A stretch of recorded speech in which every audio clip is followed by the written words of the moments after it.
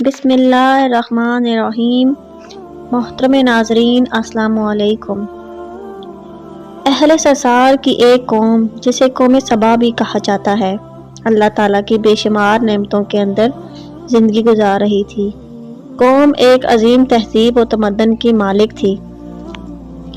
حضرت داؤد علیہ السلام اور حضرت سلیمان علیہ السلام کی باعظمت حکومتوں کے بعد ان کی حکومت زبان زد خاص و عام تھی۔ کہا جاتا ہے کہ یہ لوگ گندم کی مات سے آٹا پیس کر روٹیاں پکاتے تھے، لیکن اس قدر اسراف کرنے والے اور ناشکرے تھے کہ انہی روٹیوں کے ساتھ بچوں کا پخانہ صاف کرتے تھے۔ ان آلودہ روٹیوں کو اکٹھا کرنے سے ایک پہاڑ بن گیا تھا۔ ایک صالح شخص نے وہاں سے گزرتے ہوئے ایک عورت کو دیکھا جو روٹی کے ساتھ بچے کے پخانے کے مقام کو صاف کر رہی تھی۔ اس شخص نے عورت سے کہا، تیرے اوپر افسوس، خدا سے ڈر، کہیں ایسا نہ ہو کہ خدا تیرے اوپر اپنا غضب ڈھائے اور تجھ سے اپنی نعمت چھین لے۔ اس عورت نے جواب میں مذاق اڑایا اور مغرورانہ انداز میں کہا، جاؤ جاؤ، گویا کہ مجھے بھوک سے ڈرا رہے ہو۔ جب تک سرسار جاری ہے مجھے بھوک سے کسی قسم کا کوئی خوف نہیں ہے۔ کوئی زیادہ عرصہ نہیں گزرا تھا کہ اللہ تعالیٰ نے ہوس بازوں اور اسراف کار لوگوں پر اپنا غضب ڈھایا۔ پانی جو کہ زندگی کی بنیاد ہے چھین لیا تھا۔ قحط نازل ہوا۔ بات یہاں تک پہنچ گئی کہ ان کی ذخیرہ کی ہوئی تمام غذا ختم ہو گئی۔ آخر کار وہ مجبور ہو گئے کہ انہیں آلودہ روٹیوں پر ٹوٹ پڑے جو ان لوگوں نے اکٹھی کر کے پہاڑ کی مانند ڈھیر لگایا ہوا تھا، بلکہ وہاں سے روٹی لینے کے لیے صف لگتی تاکہ ہر کوئی وہاں سے اپنے حصے کی روٹی لے سکے۔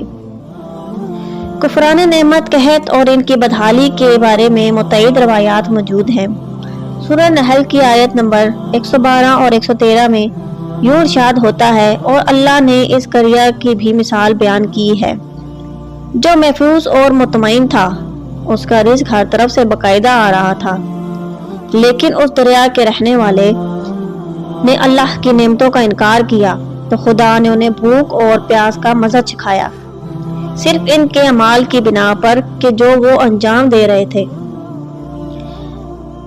اور یقیناً ان کے پاس رسول آیا تو انہوں نے اس کی تکذیب کر دی، پھر ان تک عذاب پہنچایا۔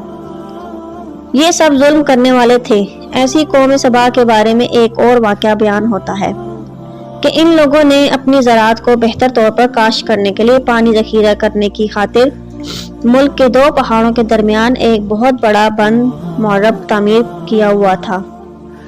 سوراخ اور دوسرے پہاڑوں سے گزرا ہوا پانی اس بند میں آ کر وافر مقدار میں جمع ہو جاتا تھا۔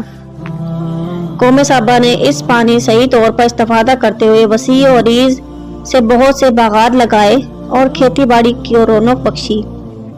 ان باغات کے درختوں کی شاخیں اس قدر پھلوں سے لدی ہوئی تھیں کہ کہتے ہیں کہ اگر کوئی شخص سر پر ٹوکری رکھ کر ان کے نیچے سے گزرتا تو پھل خود بخود ٹوکری میں گرنا شروع ہو جاتے اور قلیل مدت میں ٹوکری تازہ پھلوں سے بھر جاتی۔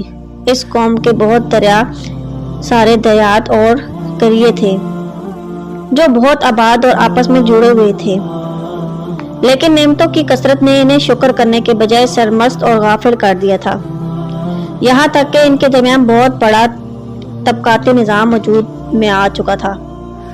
ان میں سے صاحب اقتدار لوگوں نے کمزوروں اور ضعیفوں کا خون چوسنا شروع کر دیا، یہاں تک کہ ان لوگوں نے خدا سے ایک احمقانہ التماس کیا جس کا ذکر سورہ سبا کی آیت نمبر 19 میں ملتا ہے۔ انہوں نے کہا، خدایا ہمارے سفروں کے درمیان فاصلہ زیادہ کر دے۔ انہوں نے اللہ تعالیٰ سے یہ التماس اس لیے کیا تاکہ غریبوں، بے نوا لوگ، عمرہ اور ثروت مندوں کے ہمراہ سفر نہ کریں۔ ان کی خواہش یہ تھی کہ آبادیوں کے درمیان خشکی ہو اور فاصلہ بہت زیادہ ہو تاکہ تہی دست اور کم آمدنی والے لوگ ان کی طرح سفر نہ کر سکیں۔ اللہ تعالیٰ نے ان مغرور پیٹ کے پجاریوں پر اپنا غضب نازل کیا۔ بعض تواریخ کے مطابق ان مغرور لوگوں کی آنکھوں سے 2 صحرائی چوہوں نے معرف نامی بند کو دیواروں پر حملہ کر کے انہیں اندر سے کھوکھلا کر دیا ادھر سے بارشیں زیادہ ہوئیں جن کی وجہ سے سیلاب آ گیا۔ اس بند میں پانی بہت زیادہ اکٹھا ہو گیا۔